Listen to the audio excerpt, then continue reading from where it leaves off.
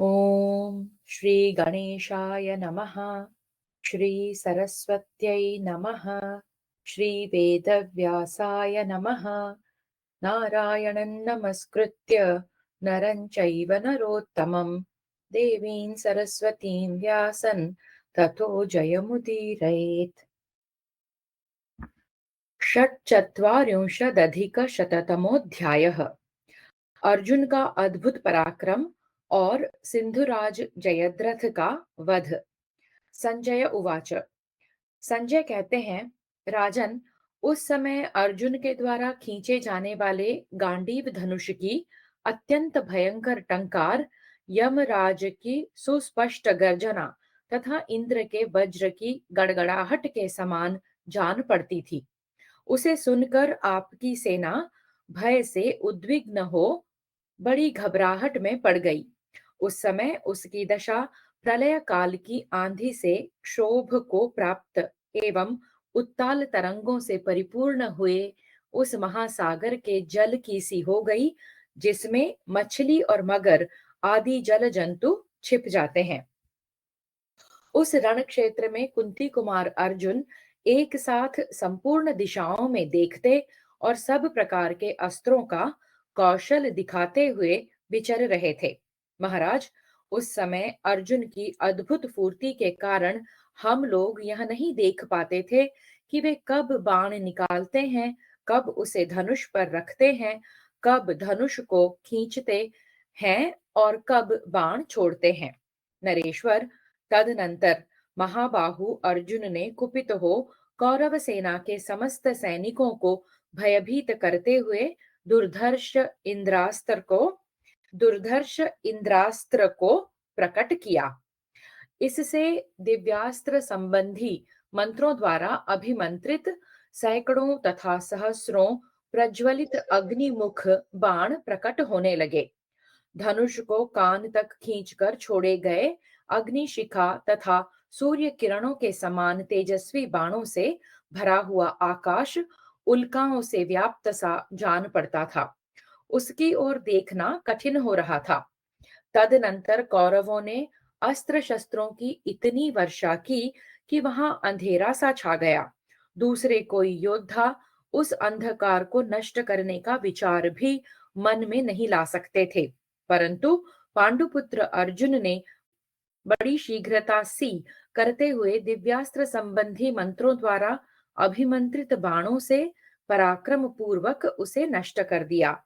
ठीक उसी तरह जैसे प्रातः काल में सूर्य अपनी किरणों द्वारा रात्रि के अंधकार को शीघ्र नष्ट कर देते हैं, तत्पश्चात जैसे ग्रीष्म ऋतु के शक्तिशाली सूर्य छोटे छोटे गड्ढों के पानी को शीघ्र ही सुखा देते हैं, उसी प्रकार सामर्थ्यशाली अर्जुन रूपी सूर्य ने अपनी बाणमयी प्रज्वलित किरणों द्वारा आपकी सेना रूपी जल को शीघ्र ही सोख लिया।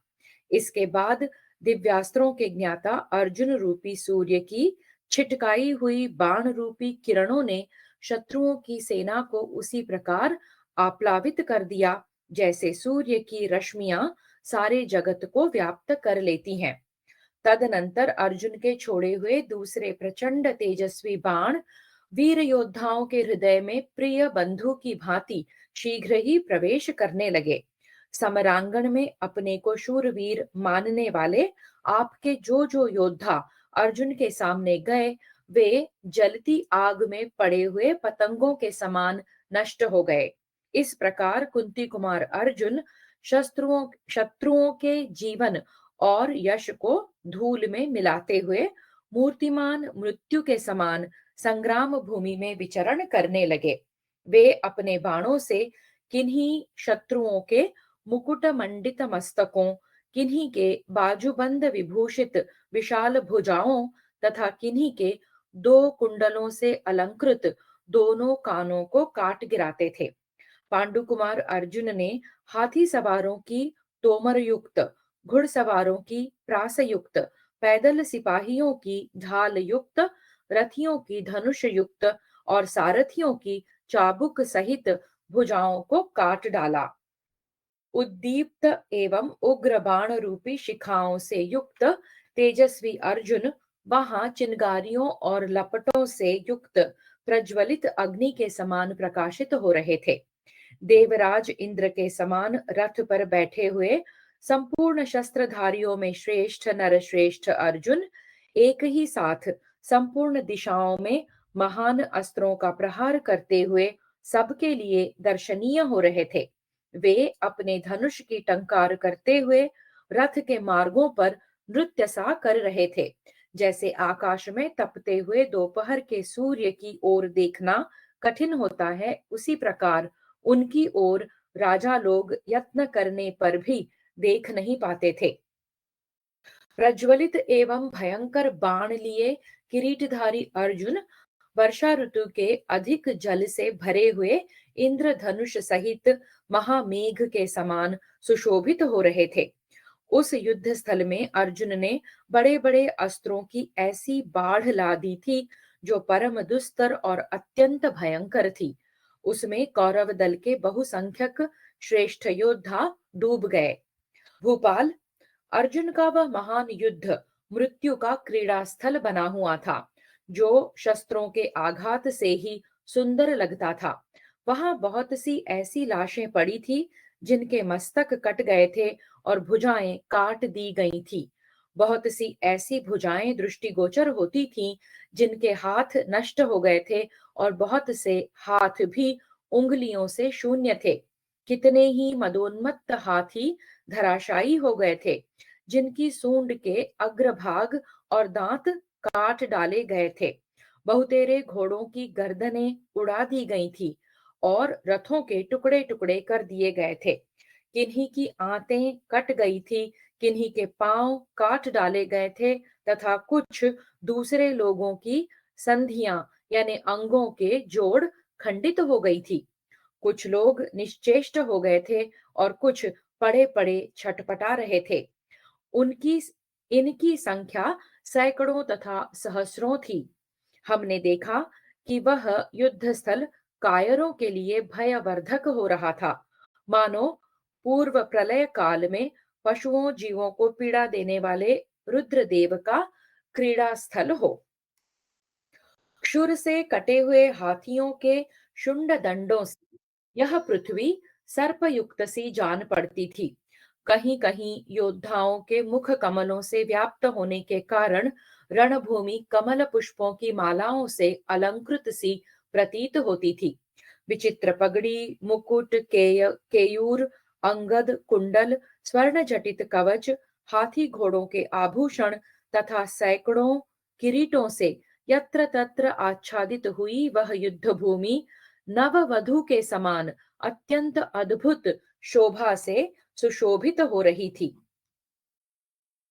अर्जुन ने कायरों का भय बढ़ाने वाली वैतरणी के समान एक अत्यंत भयंकर रौद्र और घोर रक्त की नदी बहा दी, जो प्राण शून्य योद्धाओं के सैकड़ों निश्चेष्ट शरीरों को बहाए लिए जाती थी। मज्जा और मेद ही उसकी कीचड़ थे। उसमें रक्त का ही प्रवाह था और रक्त की ही तरंगें उठती थीं। वीरों के मर्मस्थान एवं हड्डियों से व्याप्त हुई वह नदी अगाध जान पड़ती थी। केश ही उस नदी के सेवार और घास थे।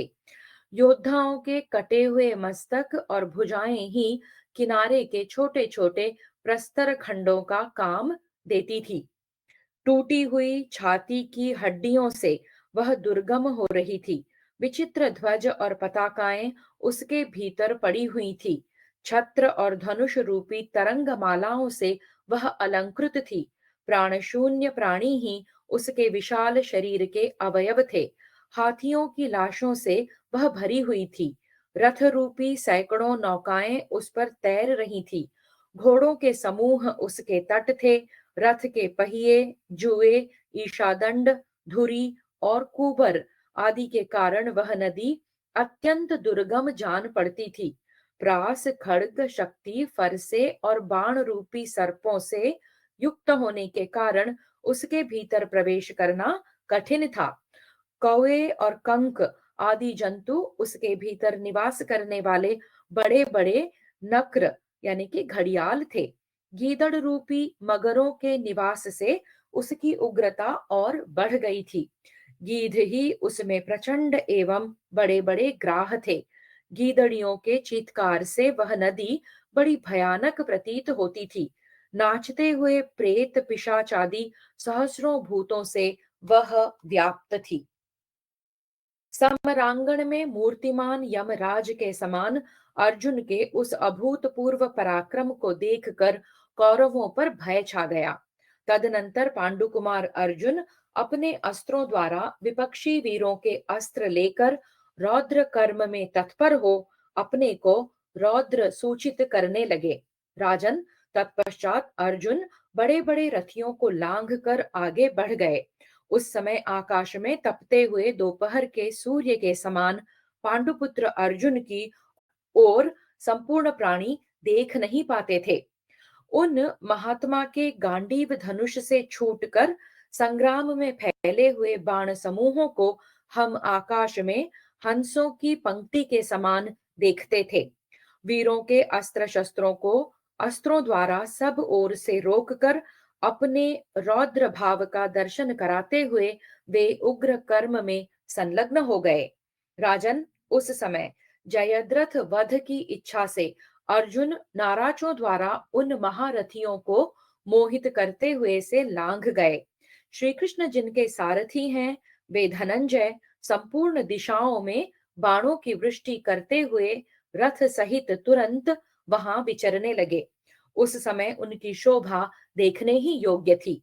शूरवीर महात्मा अर्जुन के चलाए हुए सैकड़ों और हजारों बाण समूह आकाश में घूमते हुए से दिखाई देते थे। उस समय हम कुंती कुमार महाधनुर्धर अर्जुन को बाण लेते, चढ़ाते और छोड़ते समय देख नहीं पाते थे। राजन, इस प्रकार अर्जुन ने रण क्षेत्र में संपूर्ण दिशाओं और समस्त रथियों को कदम्ब के फूल के समान रोमांचित करके जयद्रथ पर धावा किया। साथ ही उसे झुकी हुई गांठ वाले 64 बाणों से क्षत विक्षत कर दिया। पांडुपुत्र अर्जुन को सिंधुराज के सम्मुख जाते देख हमारे पक्ष के वीर योद्धा उसके जीवन से निराश होकर युद्ध से निवृत्त हो गए। प्रभो, उस घोर संग्राम में आपके पक्ष का जो जो योद्धा पांडुपुत्र अर्जुन की ओर बढ़ा, उसके शरीर पर प्राणांतकारी बाण पड़ने लगे। विजयी वीरों में श्रेष्ठ महारथी अर्जुन ने अग्नि की ज्वाला के समान तेजस्वी बाणों द्वारा आपकी सेना को कबंधों से भर दिया। राजेंद्र, उस समय इस प्रकार आपकी उस चतुरंगिणी सेना को व्याकुल करके कुंती कुमार अर्जुन जयद्रथ की ओर बढ़े। उन्होंने अश्वत्थामा को 50 और वृषसेन को 3 बाणों से बींध डाला। कृपाचार्य को कृपा पूर्वक केवल 9 बाण मारे। शल्य को 16, कर्ण को 32 और सिंधुराज को 64 बाणों से घायल करके अर्जुन ने सिंह के समान गर्जना की। गांडीवधारी अर्जुन के चलाए हुए बाणों से इस प्रकार घायल होने पर सिंधुराज सहन न कर सका। वह अंकुश की मार खाए हुए हाथी के समान अत्यंत कुपित हो उठा। उसकी ध्वजा पर वराह का चिन्ह था। उसने गीध की पांखों से युक्त सीधे जाने वाले सोनार के मांजे हुए तथा कुपित विषधर के समान बहुत से बाण धनुष को कान तक खींचकर शीघ्रता पूर्वक अर्जुन के रथ की ओर चलाए। 3 बाणों से श्री कृष्ण को, 6 नाराजों से अर्जुन को तथा 8 बाणों से घोड़ों को घायल करके जयद्रथ ने एक बाण से अर्जुन की ध्वजा को भी बींध डाला। परंतु अर्जुन ने तुरंत ही जयद्रथ के चलाए हुए बाणों को काट गिराया और एक ही साथ 2 बाणों से सिंधुराज के सारथी का सिर तथा अलंकारों से सुशोभित उसका ध्वज भी काट डाला।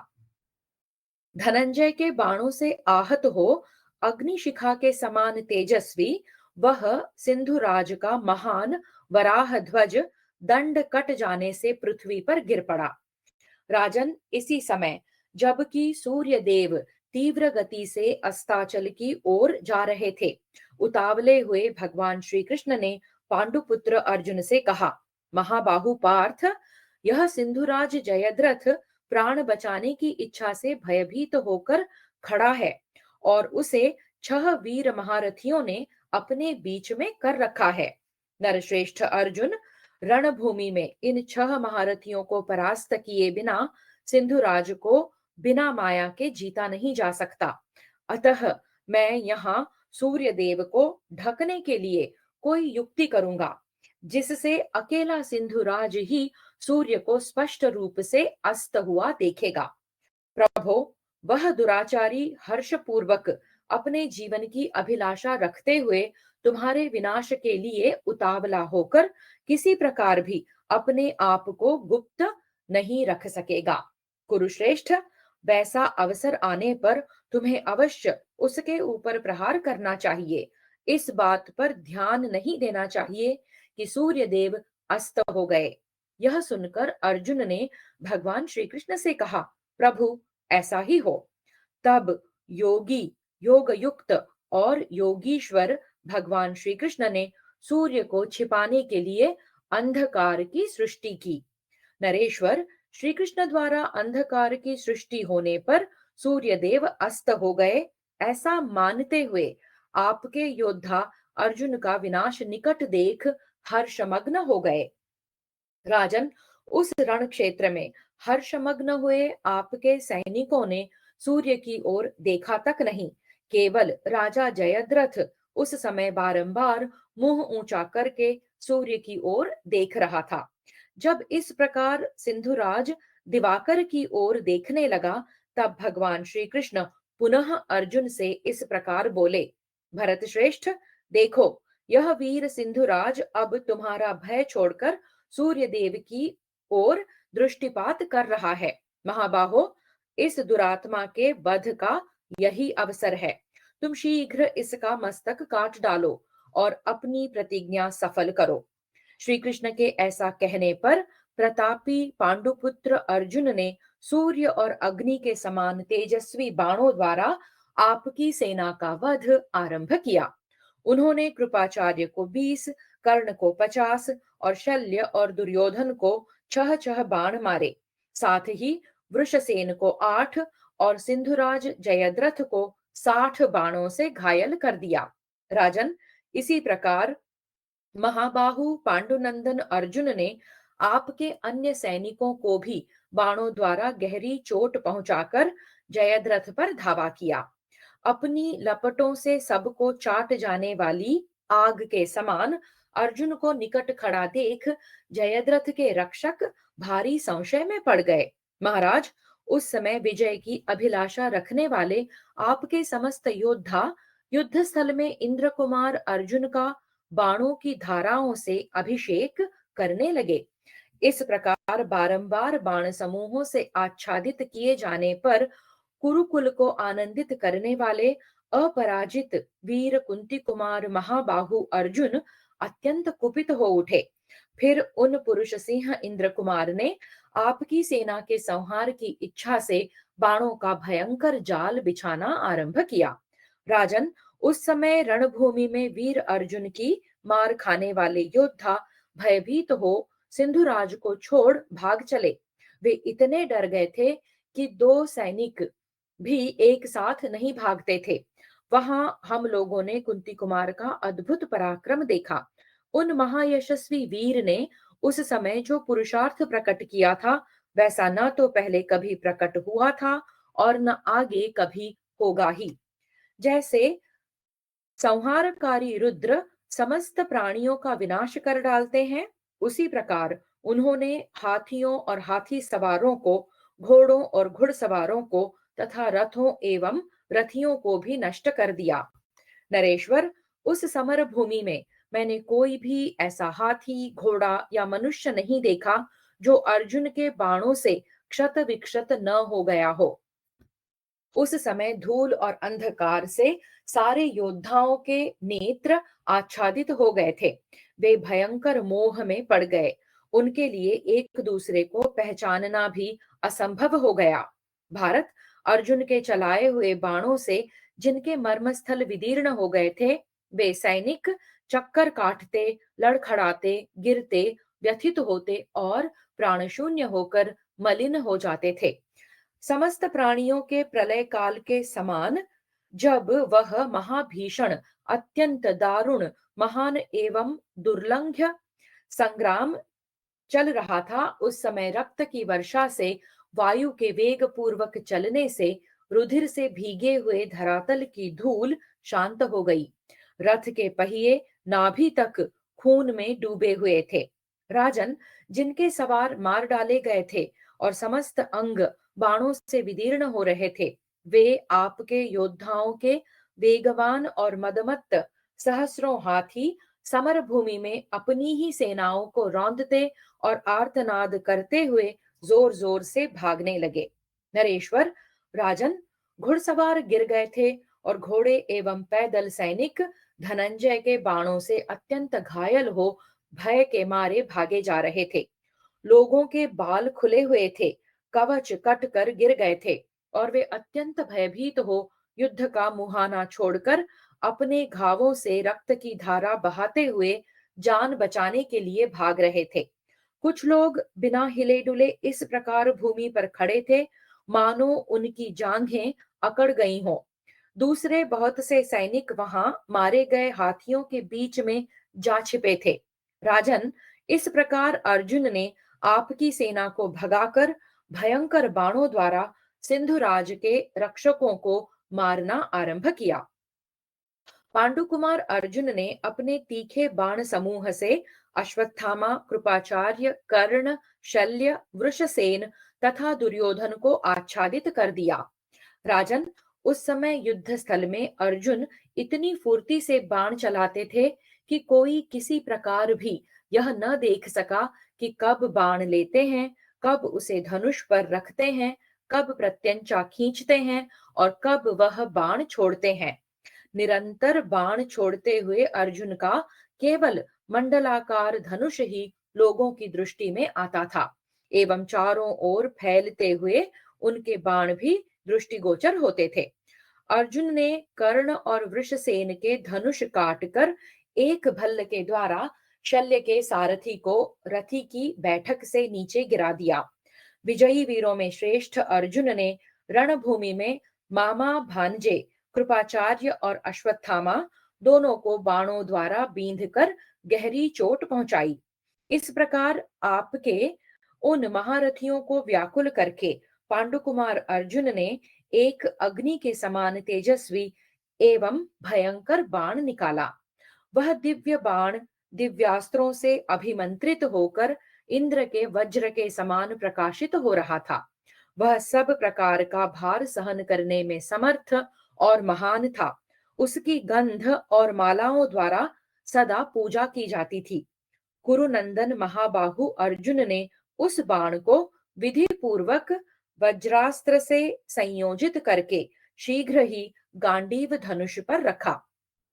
नरेश्वर, जब अर्जुन अग्नि के समान तेजस्वी उस बाण का संधान करने लगे, उस समय आकाशचारी प्राणियों में महान कोलाहल होने लगा। उस समय वहां भगवान श्री कृष्ण पुनः उतावले होकर बोल उठे, धनंजय, तुम दुरात्मा सिंधुराज का मस्तक शीघ्र काट लो, क्योंकि सूर्य अब पर्वत श्रेष्ठ अस्ताचल पर जाना ही चाहते हैं।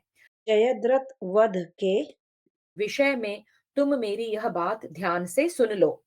सिंधुराज के पिता वृद्ध क्षत्र इस जगत में विख्यात हैं। उन्होंने दीर्घ काल के पश्चात इस सिंधुराज जयद्रथ को अपने पुत्र के रूप में प्राप्त किया, जिसके जन्म काल में मेघ के समान गंभीर स्वर वाली अदृश्य आकाशवाणी ने शत्रुसूदन जयद्रथ के विषय में राजा को संबोधित करके इस प्रकार कहा, शक्तिशाली नरेंद्र, तुम्हारा यह पुत्र कुल, शील और संयम आदि गुणों के द्वारा दोनों वंशों के अनुरूप होगा। इस जगत के क्षत्रियों में यह श्रेष्ठ माना जाएगा।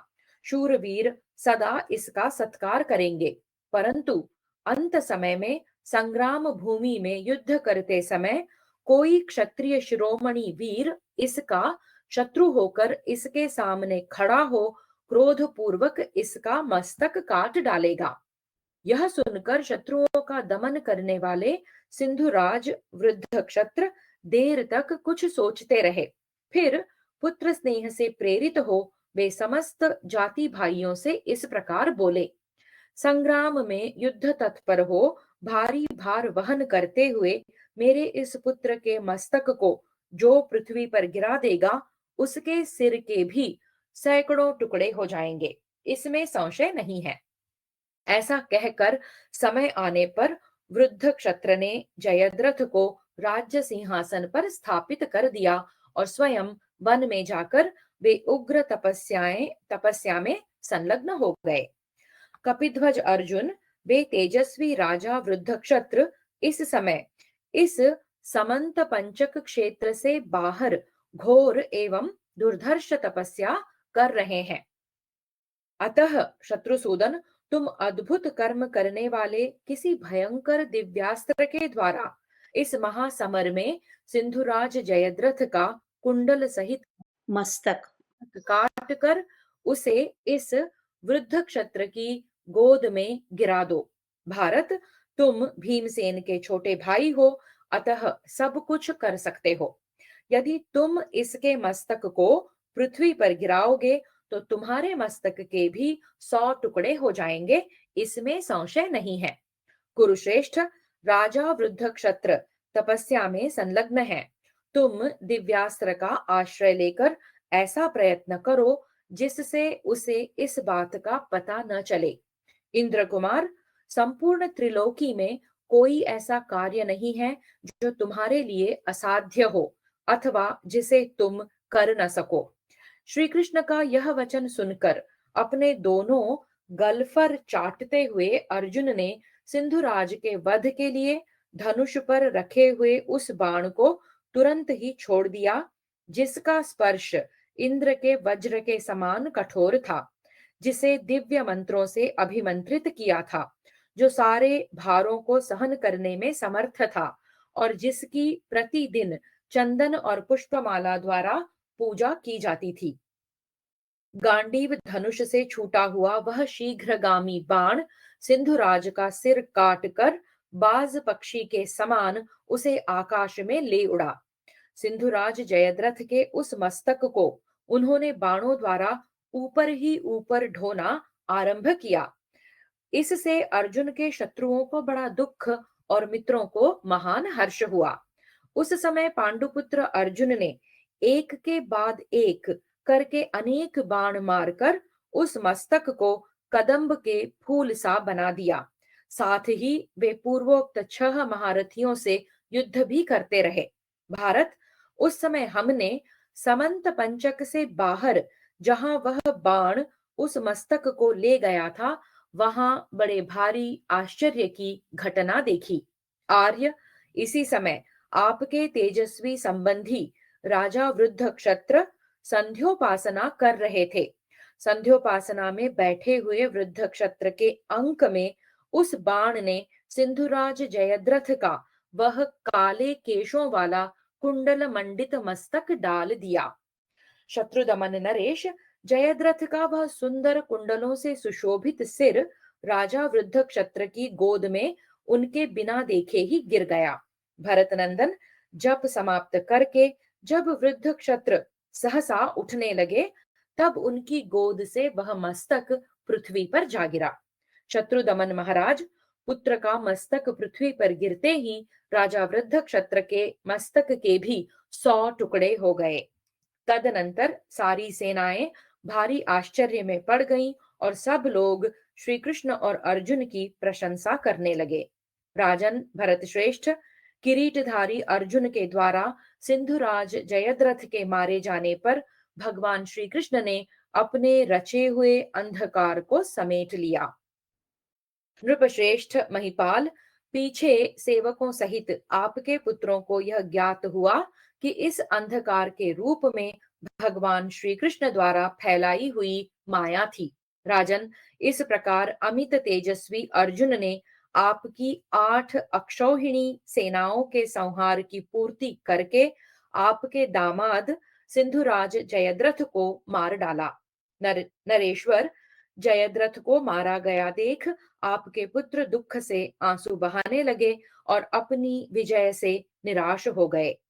राजन, कुंती कुमार द्वारा जयद्रथ के मारे जाने पर भगवान श्री कृष्ण तथा शत्रुतापन महाबाहु अर्जुन ने अपना अपना शंख बजाया। भारत तत्पश्चात भीमसेन, वृष्णिवंश के सिंह युधामन्यु और पराक्रमी उत्तमौजा ने पृथक पृथक शंख बजाए।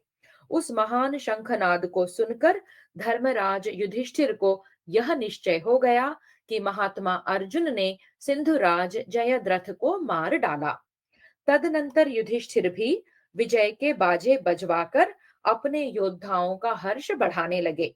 वे युद्ध की इच्छा से संग्राम भूमि में द्रोणाचार्य के सामने डटे रहे। राजन, तदनंतर सूर्यास्त होते समय द्रोणाचार्य का सोमकों के साथ रोमांचकारी संग्राम छिड़ गया। नरेश्वर, सिंधुराज के मारे जाने पर समस्त सोमक महारथी द्रोणाचार्य के वध की इच्छा से प्रयत्न पूर्वक युद्ध करने लगे। पांडव सिंधुराज को मारकर विजय पा चुके थे, अतः वे विजयोल्लास से उन्मत्त हो जहां तहां आकर द्रोणाचार्य के साथ युद्ध करने लगे। महाबाहु अर्जुन ने भी सिंधुराज को मारकर आपके श्रेष्ठ रथी योद्धाओं के साथ युद्ध छेड़ दिया। जैसे देवराज इंद्र देव शत्रुओं का संहार करते हैं, तथा जैसे तिमिरारी सूर्य उदित होकर अंधकार का विनाश कर डालते हैं, उसी प्रकार किरीटधारी वीर अर्जुन ने अपनी पहली प्रतिज्ञा पूरी करके सब ओर से आपकी सेना का संहार आरंभ कर दिया।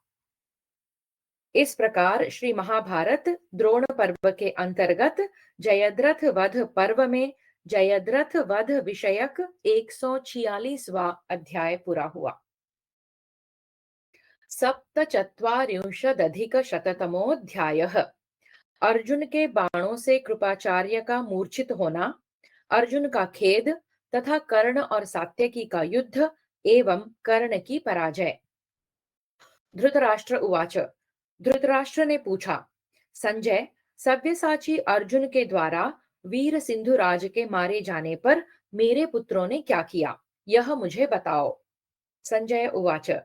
संजय ने कहा, भरत नंदन, सिंधुराज को अर्जुन के द्वारा रणभूमि में मारा गया देख शरद्वान के पुत्र कृपाचार्य अमर्ष के वशीभूत हो बाण की भारी वर्षा करके पांडुपुत्र अर्जुन को आच्छादित करने लगे। राजन, द्रोणपुत्र अश्वत्थामा ने भी रथ पर बैठकर अर्जुन पर धावा किया। रथियों में श्रेष्ठ वे दोनों महारथी दो दिशाओं से आकर अर्जुन पर पैने बाणों की वर्षा करने लगे। इस प्रकार दो दिशाओं से होने वाली उस भारी बाण वर्षा से पीड़ित हो रथियों में श्रेष्ठ महाबाहु अर्जुन अत्यंत व्यथित हो उठे। वे युद्ध स्थल में गुरु तथा गुरुपुत्र का वध करना नहीं चाहते थे, अतः कुंती पुत्र धनंजय ने वहां अपने आचार्य का सम्मान किया। उन्होंने अपने अस्त्रों द्वारा अश्वत्थामा तथा कृपाचार्य के अस्त्रों का निवारण करके उनका वध करने की इच्छा न रखते हुए उनके ऊपर मंद वेग वाले बाण चलाए।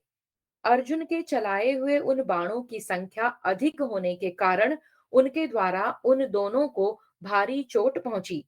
वे बड़ी वेदना का अनुभव करने लगे। राजन, कृपाचार्य अर्जुन के बाणों से पीड़ित हो मूर्छित हो गए और रथ के पिछले भाग में जा बैठे। अपने स्वामी को बाणों से पीड़ित एवं विह्वल जानकर और उन्हें मरा हुआ समझकर सारथी रणभूमि से दूर हटा ले गया। महाराज, युद्ध स्थल में शरद्वान के पुत्र कृपाचार्य के अचेत होकर वहां से हट जाने पर अश्वत्थामा भी अर्जुन को छोड़कर दूसरे किसी रथी का सामना करने के लिए चला गया। कृपाचार्य को बाणों से पीड़ित एवं मूर्छित देखकर महाधनुर्धर कुंती कुमार अर्जुन दयावश रथ पर बैठे बैठे ही विलाप करने लगे। उनके मुख पर आंसुओं की धारा बह रही थी। वे दीन भाव से इस प्रकार कहने लगे, जिस समय कलांतकारी पापी दुर्योधन का जन्म हुआ था, उस समय महाज्ञानी विदुर जी ने यही सब विनाशकारी परिणाम देखकर राजा धृतराष्ट्र से कहा था कि इस कुलांगार बालक को परलोक भेज दिया जाए। यही अच्छा होगा, क्योंकि इससे प्रधान प्रधान कुरुवंशियों को महान भय उत्पन्न होगा। सत्यवादी विदुर जी का वह कथन आज सत्य हो रहा है। दुर्योधन के ही कारण आज मैं अपने गुरु को शरशैया पर पड़ा देखता हूँ। क्षत्रिय के आचार बल और पुरुषार्थ को धिक्कार है, धिक्कार है। मेरे जैसा कौन पुरुष ब्राह्मण एवं आचार्य से द्रोह करेगा। ये ऋषि कुमार मेरे आचार्य तथा गुरुवर द्रोणाचार्य के परम सखा कृप मेरे बाणों से पीड़ित हो रथ की बैठक में पड़े हैं। मैंने इच्छा न रहते हुए भी उन्हें बाणों द्वारा अधिक चोट पहुंचाई है। वे रथ की बैठक में पड़े पड़े कष्ट पा रहे हैं और मुझे अत्यंत पीड़ित सा कर रहे हैं। मैंने पुत्र शोक से संतप्त, बाणों द्वारा पीड़ित तथा भारी दुरवस्था को प्राप्त होकर बहुसंख्यक बाणों द्वारा उन्हें अनेक बार चोट पहुंचाई है। निश्चय ही कृपाचार्य आहत होकर मुझे पुत्र वध की अपेक्षा भी अधिक शोक में डाल रहे हैं। श्री कृष्ण, देखिए वे अपने रथ पर कैसे सन्न और दीन होकर पड़े हैं। आचार्यों से विद्या ग्रहण करके जो श्रेष्ठ पुरुष उन्हें उनकी अभीष्ट वस्तुएं देते हैं, वे देवत्व को प्राप्त होते हैं। गुरु से विद्या ग्रहण करके जो नराधम उन पर ही चोट करते हैं, वे दुराचारी मानव निश्चय ही नरकगामी होते हैं।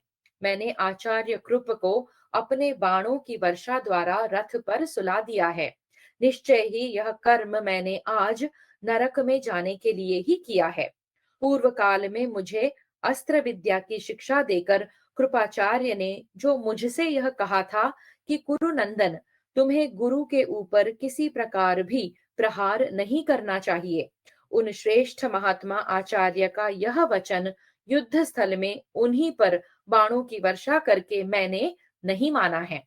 वार्ष्णेय, युद्ध में कभी पीठ न दिखाने वाले उन परम पूजनीय गौतम वंशी कृपाचार्य को मेरा नमस्कार है।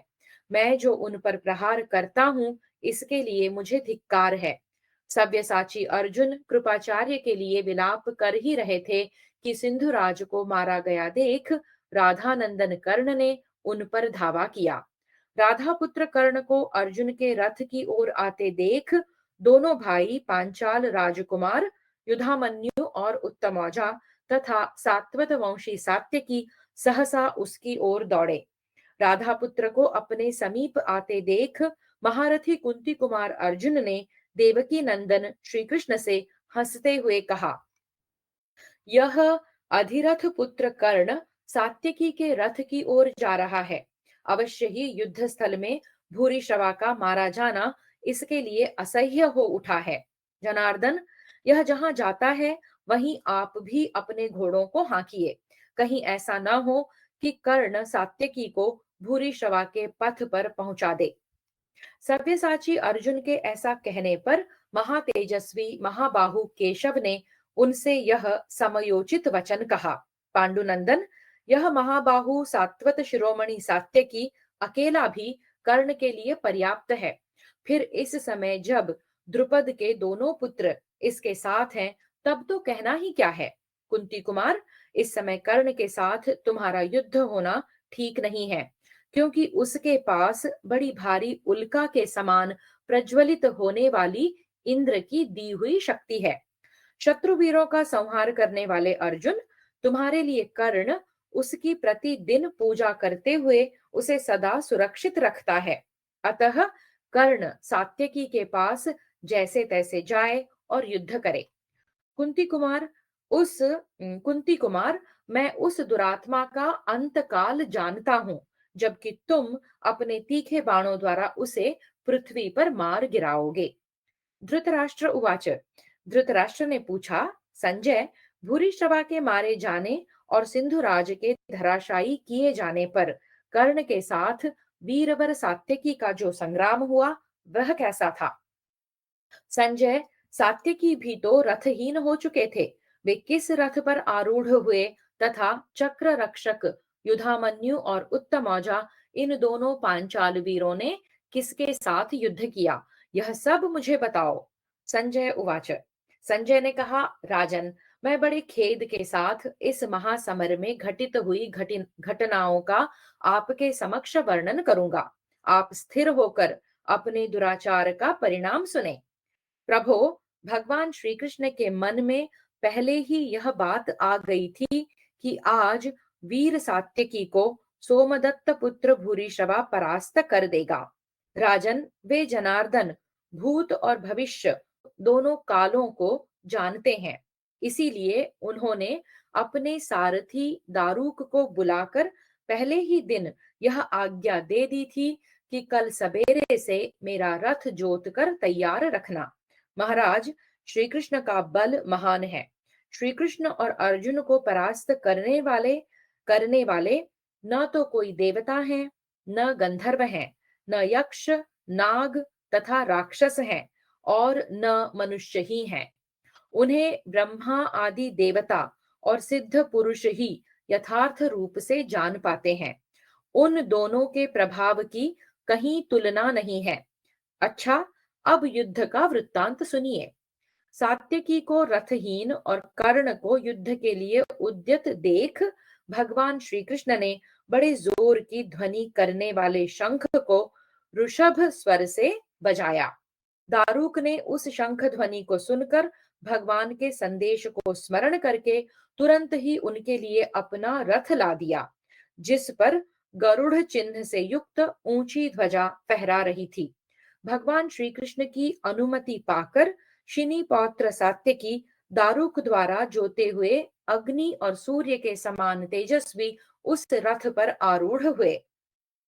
उसमें इच्छानुसार चलने वाले महान वेगशाली और सुवर्णमय अलंकारों से विभूषित शैब्य, सुग्रीव, मेघपुष्प और बलाहक नाम वाले श्रेष्ठ अश्व जुते हुए थे। वह रथ विमान के समान जान पड़ता था। उस पर आरूढ़ होकर बहुत से बाणों की वर्षा करते हुए सात्यकी ने राधा पुत्र कर्ण पर धावा किया। उस समय चक्र रक्षक युधामन्यु और उत्तमौजा ने भी धनंजय का रथ छोड़कर कर्ण पर ही आक्रमण किया। महाराज, अत्यंत क्रोध में भरे हुए कर्ण ने भी उस युद्ध स्थल में अपनी मर्यादा से च्युत न होने वाले सात्यकी पर बाणों की वर्षा करते हुए धावा किया। राजन, मैंने इस पृथ्वी पर या स्वर्ग में देवताओं, गंधर्वों, असुरों तथा राक्षसों का भी वैसा युद्ध नहीं सुना था। महाराज, उन दोनों का वह संग्राम देखकर सबके चित्त में मोह छा गया। राजन, सभी दर्शक के समान उन दोनों नरश्रेष्ठ वीरों के उस अति मानव युद्ध को और दारूक के सारथ्य कर्म को देखने लगे। हाथी, घोड़े, रथ और मनुष्यों से युक्त वह चतुरंगिणी सेना भी युद्ध से उपरत हो गई थी। रथ पर बैठे हुए कश्यप गोत्रीय सारथी दारूक के रथ संचालन की गमन, प्रत्यागमन, आवर्तन, मंडल तथा सन्निवर्तन आदि विविध रीतियों से आकाश में खड़े हुए देवता, गंधर्व और दानव भी चकित हो उठे तथा कर्ण और सात्यकी के युद्ध को देखने के लिए अत्यंत सावधान हो गए। वे दोनों बलवान वीर रणभूमि में एक दूसरे से स्पर्धा रखते हुए अपने अपने मित्र के लिए पराक्रम दिखा रहे थे। महाराज, देवताओं के समान तेजस्वी कर्ण तथा सत्यक पुत्र युयुधान दोनों एक दूसरे पर बाणों की बौछार करने लगे। कर्ण ने भूरिश्रवा और जलसंध के वध को सहन न करने के कारण अपने बाणों की वर्षा से शिनी पौत्र सात्यकी को मथ डाला। शत्रु दमन नरेश, कर्ण उन दोनों की मृत्यु से शोकमग्न हो फुफकारते हुए महान सर्प की भांति लंबी सांसें खींच रहा था। वह युद्ध में क्रुद्ध हो अपने नेत्रों से सात्यकी की ओर इस प्रकार देख रहा था मानो वह उन्हें जलाकर भस्म कर देगा। उसने बारंबार वेग पूर्वक सात्यकी पर धावा किया। कर्ण को कुपित देख सात्यकी बाणों की बड़ी भारी वर्षा करते हुए उसका सामना करने लगे, मानो एक हाथी दूसरे हाथी से लड़ रहा हो। वेगशाली व्याघ्रों के समान परस्पर भिड़े हुए वे दोनों पुरुष सिंह युद्ध में अनुपम पराक्रम दिखाते हुए एक दूसरे को क्षत विक्षत कर रहे थे। शत्रुओं का दमन करने वाले महाराज तदनंतर शिनी पौत्र सात्यकी ने संपूर्णतः लोहमय बाणों द्वारा कर्ण को उसके सारे अंगों में बारंबार चोट पहुंचाई और एक भल्ल द्वारा उसके सारथी को रथ की बैठक से नीचे गिरा दिया। नरश्रेष्ठ, इसके बाद सात्यकी ने तीखे बाणों द्वारा कर्ण के चारों श्वेत घोड़ों को मार डाला और उसके ध्वज को काट कर रथ के सैकड़ों टुकड़े करके आपके पुत्र के देखते देखते कर्ण को रथहीन कर दिया।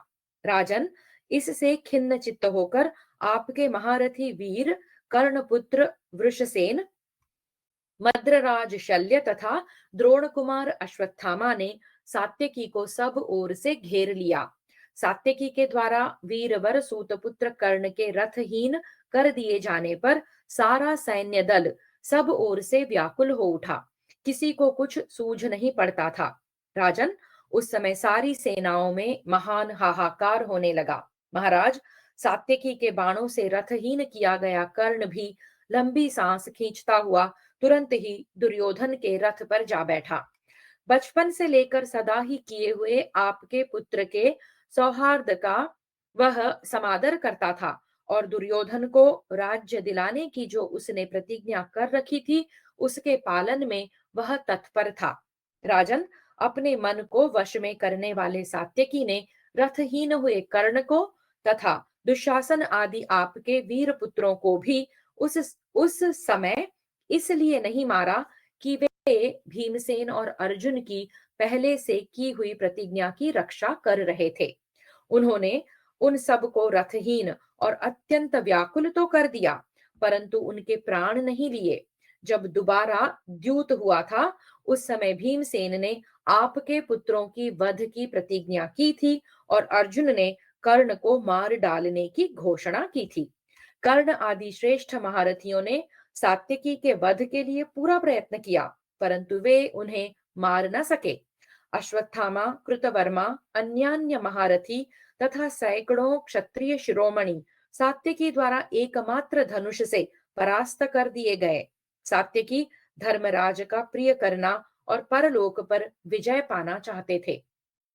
शत्रुओं को संताप देने वाले सात्यकी श्री कृष्ण और अर्जुन के समान पराक्रमी थे। उन्होंने आपकी सारी सेनाओं को हंसते हुए से जीत लिया था। नरव्याघ्र, संसार में श्री कृष्ण, कुंती कुमार अर्जुन और शिनी पौत्र सात्यकी, ये तीन ही वास्तव में धनुर्धर हैं। इनके समान चौथा कोई नहीं है। धृतराष्ट्र उवाच। धृतराष्ट्र ने पूछा, संजय, सात्यकी युद्ध में भगवान श्री कृष्ण के समान है। उन्होंने श्री कृष्ण के ही अजेय रथ पर आरूढ़ होकर कर्ण को रथहीन कर दिया। उस समय उनके साथ दारुक जैसा सारथी था और उन्हें अपने बाहुबल का अभिमान तो था ही, परंतु शत्रुओं को संताप देने वाले सात्यकी क्या किसी दूसरे रथ पर भी आरूढ़ हुए थे? मैं यह सुनना चाहता हूँ। तुम कथा कहने में बड़े कुशल हो। मैं तो सात्विकी को किसी के लिए भी असह्य मानता हूँ। अतः संजय, तुम मुझसे सारी बातें स्पष्ट रूप से बताओ। संजय उवाच। संजय ने कहा, राजन, सारा वृत्तांत यथार्थ रूप से सुनिए। दारुक का एक छोटा भाई था जो बड़ा बुद्धिमान था। वह तुरंत ही रथ सजाने की विधि से सुसज्जित किया हुआ एक दूसरा रथ ले आया। लोहे और सोने के पट्टों से उसका कुबर अच्छी तरह कसा हुआ था। उसमें सहस्रों तारे जड़े गए थे। उसकी ध्वजा पताकाओं में सिंह का चिन्ह बना हुआ था। उस रथ में सुवर्ण में आभूषणों से विभूषित, वायु के समान वेगशाली, संपूर्ण शब्दों को लांघ जाने वाले, सुदृढ़ तथा चंद्रमा के समान श्वेत वर्ण सिंधी घोड़े जुते हुए थे। प्रजानाथ, उन घोड़ों को विचित्र स्वर्णमय कवचों से सुसज्जित किया गया था। वे सभी अश्व अच्छी श्रेणी के थे। उनसे जुते हुए उस रथ में क्षुद्र घंटिकाओं के समूह से निकलती हुई मधुर ध्वनि व्याप्त हो रही थी। वहां रखे हुए शक्ति और तोमर आदि शस्त्र विद्युत के समान प्रकाशित होते थे। उसमें बहुत से अस्त्र शस्त्र आदि युद्धोपयोगी आवश्यक सामान एवं द्रव्य यथास्थान रखे गए थे। उस रथ के चलने पर मेघों की गर्जना के समान गंभीर शब्द होता था। दारूक का छोटा भाई उस रथ को सात्यकी के पास ले आया। सात्यकी ने उसी पर आरूढ़ होकर आपकी सेना पर आक्रमण किया। दारूक भी इच्छानुसार भगवान श्री कृष्ण के निकट चला गया। राजन, कर्ण के लिए भी एक सुंदर रथ लाया गया, जिसमें शंख और गोदुग्ध के समान श्वेत वर्ण वाले विचित्र सुवर्णमय कवच से सुसज्जित और अत्यंत वेगशाली श्रेष्ठ अश्व जुते हुए थे। उसमें सुवर्णमयी रज्जु से आवेष्टित ध्वजा फहरा रही थी। वह रथ यंत्र और पताकाओं से सुशोभित था। उसके भीतर बहुत से अस्त्र शस्त्र आदि आवश्यक सामान रखे गए थे। उस श्रेष्ठ रथ का सारथी भी सुयोग्य था। दुर्योधन के सेवक वह रथ लेकर आए और कर्ण ने उसके ऊपर आरूढ़ होकर शत्रुओं पर धावा किया। राजन, आप मुझसे जो कुछ पूछ रहे थे वह सब मैंने आपको बता दिया। अब पुनः आपके ही अन्याय से होने वाले इस महान जन संहार का वृत्तांत सुनिए। भीमसेन ने अब तक सदा विचित्र युद्ध करने वाले दुर्मुख आदि आपके 31 पुत्रों को मार गिराया है। भारत, इसी प्रकार सात्यकी और अर्जुन ने भी भीष्म और भगदत्त आदि सैकड़ों शूरवीरों का संहार कर डाला है। राजन, इस प्रकार आपकी कुमंत्रणा के फलस्वरूप यह विनाश कार्य संपन्न हुआ है। इस प्रकार श्री महाभारत द्रोण पर्व के अंतर्गत जयद्रथ वध पर्व में कर्ण और सात्यकी का युद्ध विषयक 147वां अध्याय पूरा हुआ। हरिः ओम् श्रीकृष्णार्पणमस्तु।